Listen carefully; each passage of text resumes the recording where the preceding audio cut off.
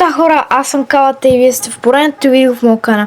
В днескашното видео ще разгадая една загадка, която никой почти не е разгадавал, нито е говорил за нея.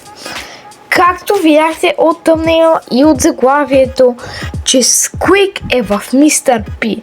Сега ще ви покажа теориите, поради които смятам, че това е вярно. Сега, първо, може да видим доказателство, че Мистер Пи е играчка. Обръщаме го отзад и виждаме ципче и то е запечатано. Мистер Пи не е човек. Това вече е доказателство. Второ, ако отидем на Сквик, има подобна форма като Мистер Пи, което е малко странно. От тук започват вече мистери. Сега, трето.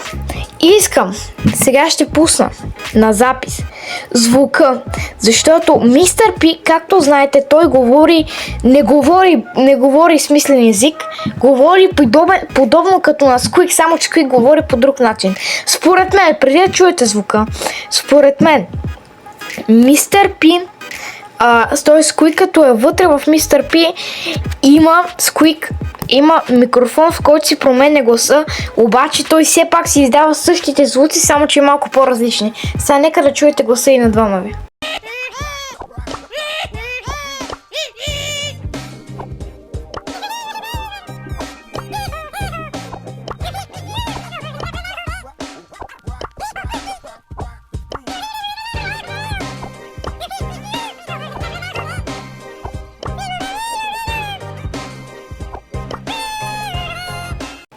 Така, след като чухте гласа на двамата,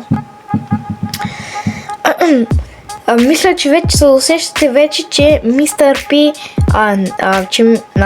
че Сквик е в Мистер Пи. Точно така.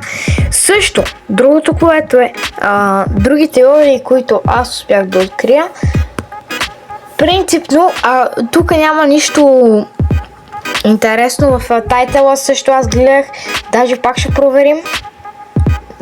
проверим. Опа, Калата макани, не мога сега, защото снимам видео. И така. И тук в тайтъла също друго няма, но всъщност Мистер Пи спрямо в историята е друго нещо. Защото той е собственик на магазин. Обаче, това не го оправдава. Не на магазин, на хотел. Обаче това не го оправдава, че той е в костюм. Което означава, че теориите все повече се въртат. Все повече истории се въртат. И другото, което е, според мен, има още едно нещо. Може, освен, ако не е Сквик в костюм на Мистер Пи, тогава ще е Спраут.